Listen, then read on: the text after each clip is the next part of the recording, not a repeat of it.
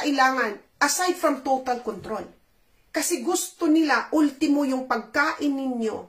Kaya nga pinilit tayong lahat ng vidkutuklawan. Kasi gusto nilang kontrolin din kung ano ang ilalagay sa mga katawan natin. Para magawa nila itong lahat, ano ang dahilan? Para nasa punto na tayo ngayon na nandito na sa bangko ko, na lahat ng transactions ko may record na ng aking carbon footprints. Ito yung araw-araw ko na ipinaglalaban dito. Nung isang araw lang, bumili ako na lang ang mag-isa. Kasi doon, Sainsbury's, pumupunta lang ako dahil sa milk. Dahil yung milk nila is talagang 3 days lang, yung talagang fresh. Kaya lang 3 times ang presyo. Doon lang ako bumibili at yun lang talaga ang binibili kong produkto. Alam na nila pag nandoon ako, someone will go to the till, yung bayaran. Kasi lahat na po, yung may tao na bibigyan mo ng pera para bayaran mo. Kasi dito, mga ka-curious, puro na machine. Ikaw na ang maglalagay, babasahin mo, ilalagay mo na yung yung produkto mo, ikaw na lahat. And then dito, sa taas, may video. Kahapon, nung isang araw, bumili ako. Pinipilit ako nung sales lady doon. Kasi as a certain hour, pag 6 o'clock pa late na sa gabi, pinipilit na nila na gumamit ka ng machine para magbayad. Kanilang SOP na po yon. So, ifo-force ka. Ako, sabi ko, ayaw kong magbayad. Diyan. Iiwanan ko na lang ito, binili ko. Pinipilit pa rin ako, ilang beses na ito nangyari sa akin, siguro mga 5 or 6. Kasi minsan, pag may bagong empleyado dyan, kasi papalit-palit sila. Yung mga nakakakilala na sa akin, agad-agad sila pumupunta doon para magbayad ako ng cash. Pupunta sila sa tel. Pero pag may bago, inuoblig ako, no, stay here, you pay here in the machine. Sabi ko, hindi. Pinipilit ako. Sabi ko, iwanan ko na lang to. Bibili lang ako ng isang produkto, andyan lahat yung mukha ko. Direkto na yan sa bangko. At ito na po yon kung ano yung binili ko. Ayan. Galing na po to sa bangko ko. Ulitin ko ulit. Carbon dioxide emissions. Related to my expenses, meron na akong 16.21 kilogram. Ang allowed sa Italian na single, 500 lang kilogram ng carbon dioxide emission. So, okay. So, paano nila yan? Paano nila matitrace? In every single, halimbawa itong damit, paano nila ma-estimate na ilan ang carbon emission dito na involved. Kinakalculate nila. Halimbawa, ito, anong material nito? Plastic? Anong klaseng plastic? Cotton ba yan?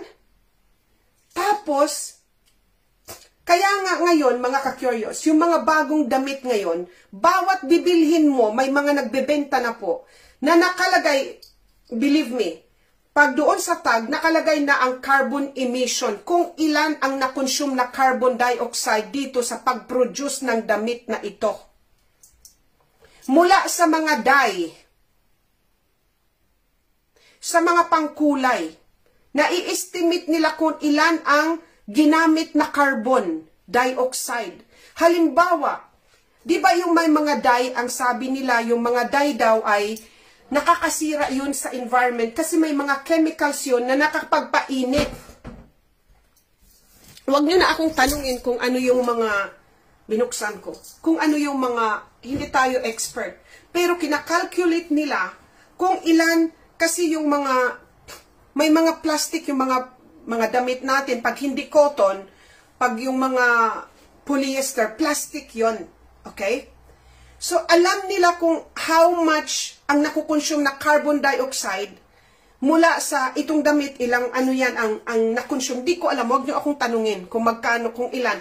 Basta ang alam ko, halimbawa yung mga dye, yung mga pangkulay, itatapon mo yan sa environment. Yung mga chemicals ng pangkulay, nag-aano yun ng carbon dioxide emission sa environment.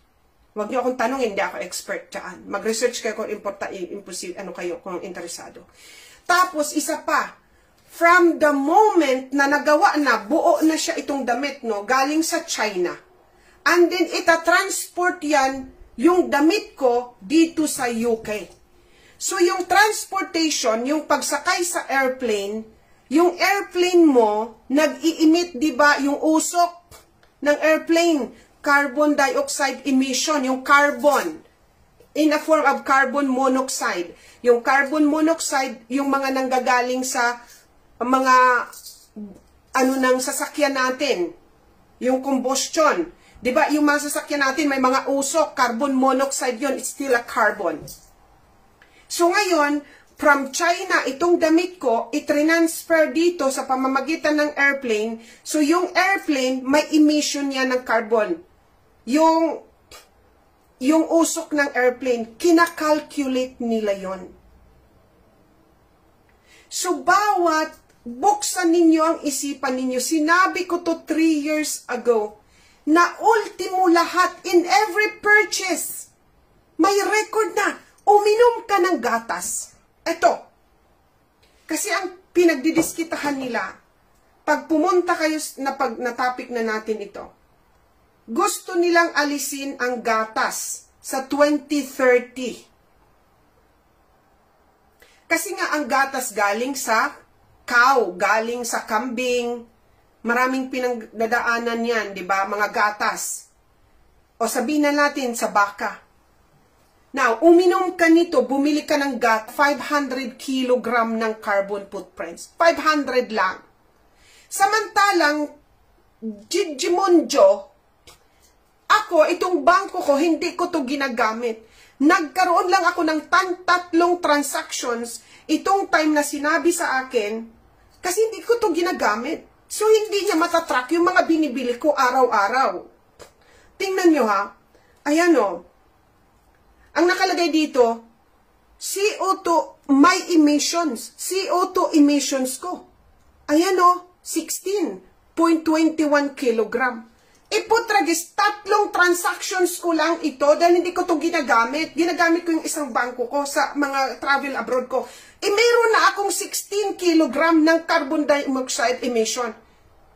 Kung itong mga biyahe ko pala, na 1 month ako mahigit na nasa abroad, kung ginamit ko itong bangko, edi lumampas na ako sa 500 ko na kilogram na emission na gusto nila. Pag lumampas ako pag mag-purchase ako, bumili ako ng ticket ng treno, bumili ako ng airplane ticket, wala na, ikat na ng bangko ko. Kasi sumobra na ako sa carbon emission ko. Naiintindihan niyo mga ka-curious kung bakit? Actually, umiyak talaga ako, umiyak. Hindi ako natulog kasi sabi ko, ito na yung kinatatakutan ko para sa future ng anak ko.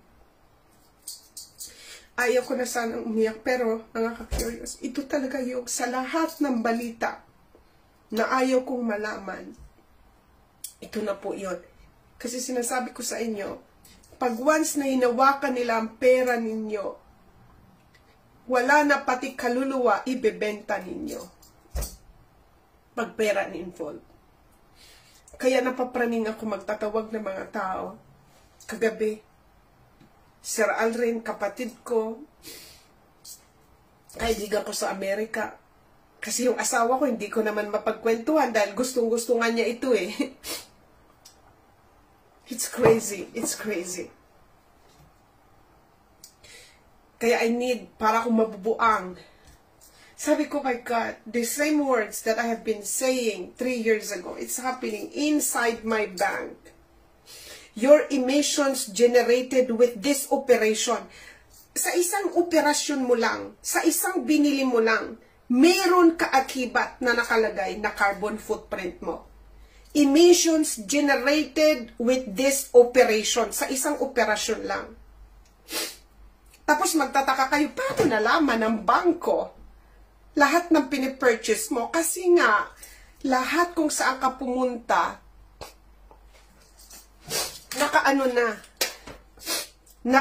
sandali, nakaka-curious, kasi baka mawalan ko ng... Kaya ako nagre-refuse, kasi lahat ang mukha mo nandyan nasa camera, and then lahat po ng binibili mo, naka-record na. Lahat. Diretso na shoot na sa bangko mo. Paano hindi malalaman? Ano nangyari to? Sa money plan di lahat nag-umpisa. Nasukat nila na we will not move an inch. Hindi tayo lalaban. Ginurgor na nga yung mga, ilan na, naubos na yung, may mga pamilya na, may clan na naubusan na ng 5 katao. May nagagalit ba sa inyo? Kaya dito, I'm sure walang magagalit. Everybody will hop on this. Walang lalaban dito.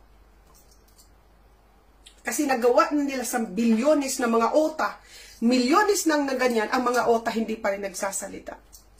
But, paulit-ulit ko sa inyo sinasabi na yung Monic Plan D, katiting lang yon compared dito sa gusto nila. Dahil ultimo paghinga, kukontrolin nila. Source ng pagkain, source ng ilaw, source ng ating kaligayahan ang mag-travel, source ng ating kaligayahan na kumain ng mga pagkain na gusto natin. At higit sa lahat, wala tayong magkarapatan magdesisyon kung gusto nating maging healthy kasi sila na po ang magdidistribute ng mga bugchi natin. Kaya ginugurgur lahat ang mga yupha, ang mga ninta. Nakikita nyo na, sana maintindihan nyo na. Andito na po. Now, Imelda Makadat, Ma'am Hani Ligam, Cindy ito, kasali po ang mga gobyerno natin dito. Ma'am Marilyn Lin Asiviesta, dito po to Ma'am Marilyn, magsika po, kasi Italian God Bank po ito. We will talk about now. Naku, lagot. Ma'am Dina Carson, hello po. Ma'am Dina, i-share dito sa ato. Ma'am Bonges, Red Sea. I-share niya dito sa Samar, kaya ang ato mga kababayan dito, warago dito sila kaalam-alam. Ato, alam nyo, kayo din na mga mayayaman, kayong mga politiko, pag hindi na kayo politiko, magiging normal citizen kayo. Di ba kayo ang may mga bilyones? Akala nyo makakaligtas kayo dito? Mga politiko, mga jejemon kayo. Kayo ang magpapatupad nito. Akala nyo, yung mga apo ninyo, hindi dito, susunod din kayo. Dahil you are not above the jejemons. Susunod din ang pamilya ninyo. Yung mga kaapu-apuhan ninyo, susunod din. Yun na po yun.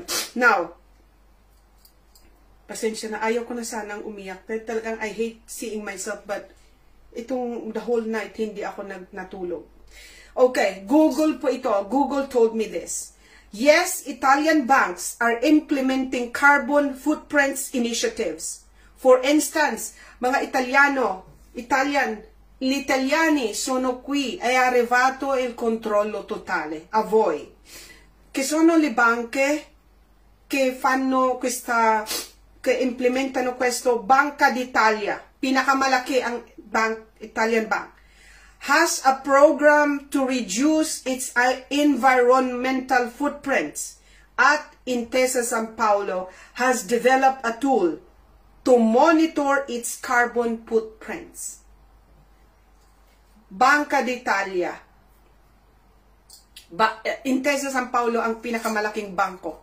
Isa sa pinakamalaking bangko sa Italy. Italian banks are implementing carbon footprinting to manage climate-related financial risk, aligned with EU regulations. Nakikita nyo?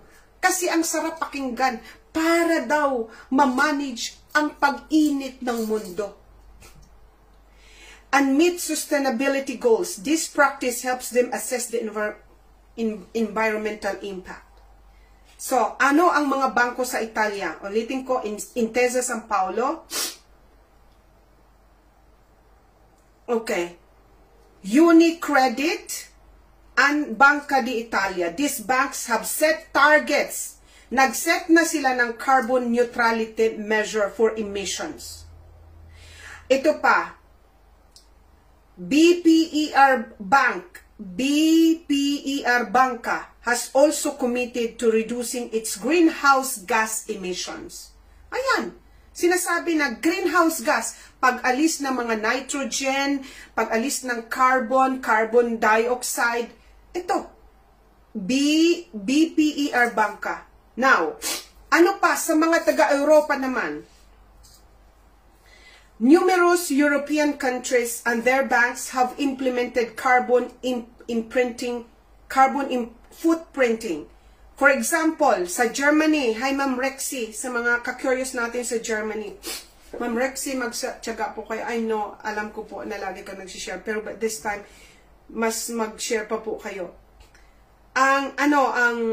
For example, Germany's Deutsche Bank, European Investment Bank, and various French, Spanish, and British bank are among those committed to measuring and reporting their carbon emissions.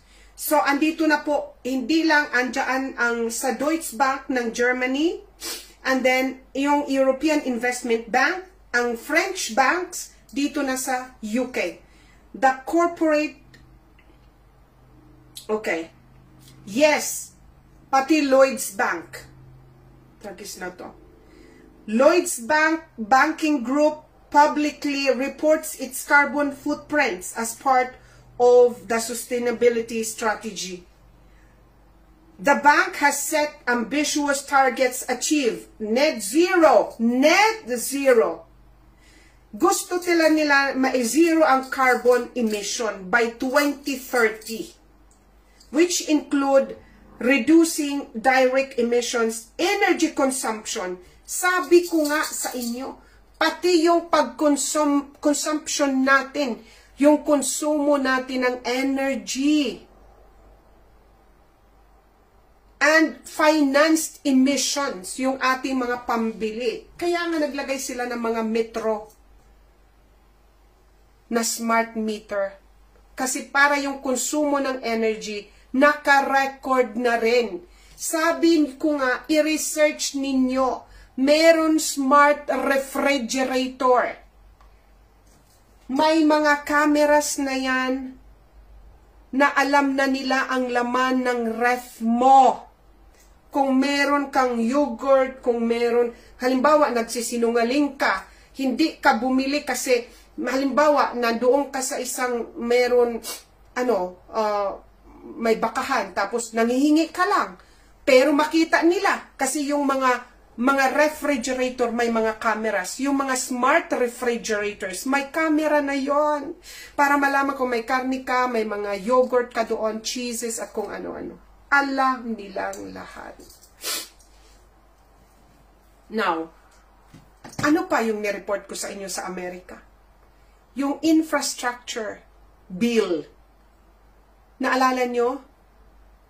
Billions. Ano ang laman? Nung panahon ni Biden administration, itinago nila sa infra bill ang pagbabago at pagmodernize ng mga bagong sasakyan. Imagine nila para hindi malaman ng mga taong bayan, para makakuha si Joe Biden ng billions, isiningit nila sa infrastructure bill.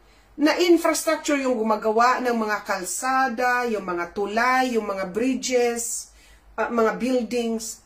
Isiningit nila sa infrastructure bill. Hi Sir Alren, Sam Ming Chan, Ma'am Marilyn Lin, mga nag-share na po. Isiningit nila sa infrastructure bill, ano ang inilagay nila doon? Ang paglagay ng mga cameras sa mga bagong sasakyan na ilalabas sa Amerika ngayon, nandyan na yan. Yung mga bagong sasakyan, kaya nga ayaw kong bumili ng sasakyan na bago. Dahil may nabasa ako, i-research ninyo. Huwag kayong maniwala lang sa akin na pag lahat ay sinasabi ko dito, huwag niyong paniwalaan, i-research niyo. Baka nagkakamali din ako dahil matagal ko na itong report.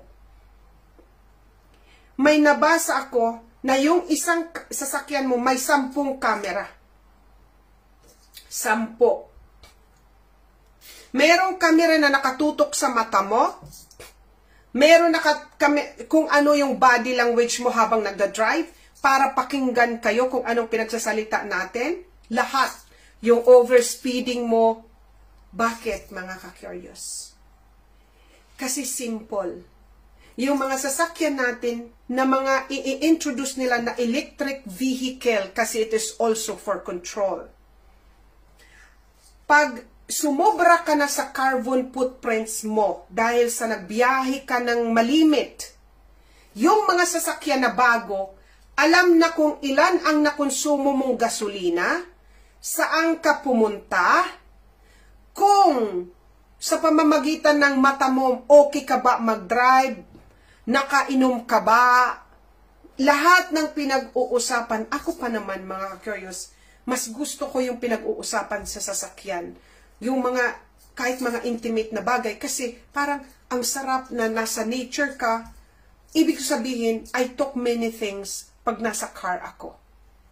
Pati pala yon sa pamamagitan ng infrastructure bill na pinunduhan nila, sinabihan nila lahat ang mga car manufacturers na mag-produce nitong klaseng sasakyan na lahat, alam nyo na. Kahit nga kung nakainom ka, malalaman na rin para tugisin ka.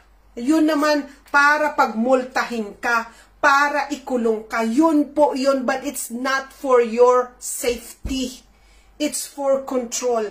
Kaya nga, alam nila, di ba, kasali na rin itong 15-minute city. Yung nandoon ka, matagal ko nang ini-explain, ka itong mga bang para ang mga otas sa ibang bansa pumunta sa mga malalaking sentro katulad ng London, Rome, Milan. Kasi nangyayari na sa China, gagawa sila ng minimum of 50 building, 50 stories sa isang building, 50. Kasi bibigyan ka na doon ng square na tulugan mo. Lahat ng kilos mo, di ba may mga movies na dito? Bibigyan ka lang ng isang maliit na parang kulungan para monitored ka na lahat. Paggamit mo ng kuryente, ilang beses ka lalabas, doon sa area mo, sa city mo, bibigyan ka lang kung ilang beses ka lalabas. Nabasa ko to, binasa ko to, hindi to ko to gawa-gawa. Halimbawa, nakasampung labas ka na, natapos na yung permiso mo na lumabas ka, magre-renew ka na naman. Pag nakalimutan mo, multa ka. It's all about. Tapos, yung sasakyan mo pa, na may mga camera, nakita na lumagpas ka na sa number of, na dapat lumabas ka sa city mo, yung camera mo, andin yung buong city, kahit angulo, may maglakad ka lang, mag-jaywalking ka na, mamaya ang pulis, nandoon na, may multa ka na. Kasi nag-jaywalking ka lang, dahil lahat ng kamera, lahat ng anggulo ng syudad, may kamera. Gusto niya ang mundong ganon? Kayo na po. Kung hindi kayo umalma nung Monique Plande, nasabi ko katiting lang yan na gusto nilang problema, trinaya lang tayo sa obedience natin. Ang naramdaman nila na obedient tayong lahat to the point na kahit na ikakagurgur mo, susunod pa rin. Pag hindi pa rin kayo kumilos ngayon, wala na. Some banks that provide customer with tools to track. Yan ang sinasabi na. Tools, mga paraan para matrack ang carbon footprints include, ito pa yung mga bangko baka ito yung mga bangko ninyo. Itag nyo na yung lahat ng mga kaibigan ninyo na may bangko. Baka, kasi ito ang mga bangko na nag-implement na. NatWest, Royal Bank of Scotland, Santander, Tandem Bank, and TSB Bank. Mastercard, sinong may hawak ng Mastercard? Also offers a carbon calculator. Magka-calculate, kaya nga nalalaman na bawat isang purchase mo, bawat isang binili mo kung ilan na ang carbon footprint noon.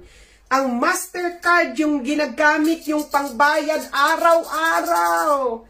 Ligwakin nyo na yan. Ako lahat, visit. So, yung Mastercard ninyo, na ginagamit nyo, alam na, binibili nyo lahat. Kinakalculate na ang carbon footprint mo.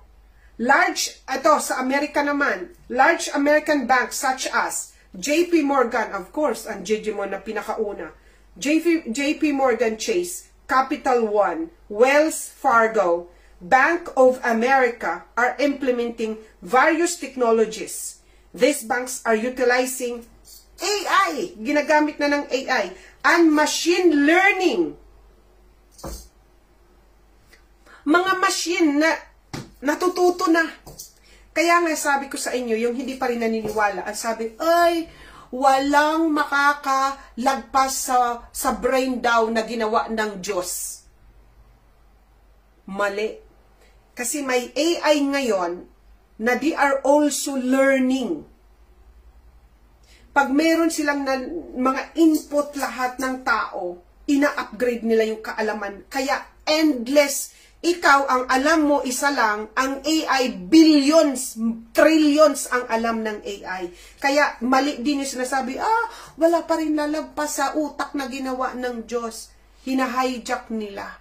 Kasi ikaw, single individual ka lang, yung AI na single na AI, trillions ang napaprocess sa isang segundo. Billions. Kaya mong mag-process ng billions sa mind mo ng isang segundo lang? Hindi, di ba? Ang AI kaya. At they are learning. And this AI are being used in the banks in America. Several banks, ito, sa Pilipinas naman, na Ituslab. Nako, Diyos ko. Air Saiga, Lina Di Mayoga. Ma'am Ani Ligan, thank you. Hindi ko mabasa lahat ang mga messages ninyo. I appreciate po yung mga nagtatag. Chocomart Liag. Hello po, Daniel Villamor ng COH. Hello po. Yung mga nagkikare, pasalamatan ko po. Okay, thank you sa efforts. Thank you sa tulong. Okay, sa bangko naman sa Pilipinas, anong nag-i-implement nito? Philippines are implementing carbon footprint reduction initiative, including, taas ang kamay, mag-comment, sino ang may account ng BDO, Unibank, Bank of Philippine Islands, Union Bank, and RCBC. Uy, wala yung aking bangko. Mabuti naman. Kasi aalisin ko talaga. These banks are focusing on sustainable finance. Ulitin ko lang. BDO, Unibank, Bank of Philippine Islands, Union Bank, and RCBC. They are focusing on sustainable finance lending to green projects. Ito pa mga integrating environmental and social risk management into their operation. Ayan na po. Now, dito ko natatapusin to, mga ka-curious. Hindi ko na patatagalin this. Gusto kong i-share po ninyo. Alam nyo na, ang solusyon, ang gagawin ko personal, punta ako sa Italia, tanggalin ko na lahat ang rapi ko doon. Promise. Would I allow? Gamitin ang pera ko, i-track ang lahat ng ginagawa ko, and eventually i-limit ang aking movements sa pera na pinaghirapan ko ng buong buhay ko? Hahayaan ko sila na sila ang magdikta sa buhay ko sa pera na ginagamit nila, sa pera na alam mo yung pera ninyo, mga ka-curious? Pag nagbigay kayo, nag-deposit kayo ng 100, alam mo yung 10% ang liquidity lang. 80, 79, even up to 90% yung mga bangko ninyo, ini-invest yung pera ninyo. Brainwash tayo mula maliit pa na magtrabaho, mag-ipon. Bakit kailangan mag-ipon? Para payamanin mo ang mga judge mo na hawak na nila ang mundo.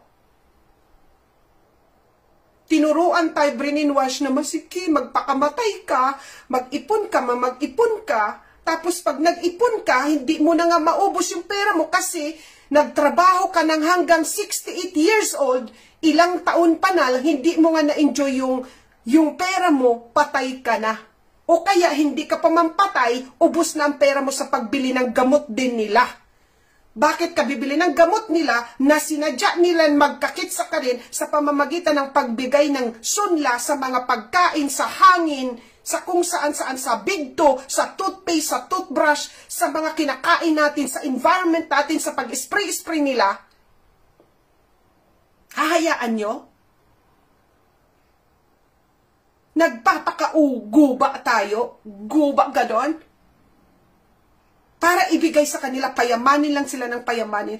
Hindi ka nga, tinitipid mo ang sarili mo para para itira mo sa pagtanda mo. Kasi pagtanda mo, pag wala kang rapi, mauubos yun. Bakit? Kasi they make sure na nilagyan kayo ng sunla sa araw-araw na kinakain ninyo para magkakitsa kayo, maubos din yung pinaghirapan ninyo, buong buhay ninyo.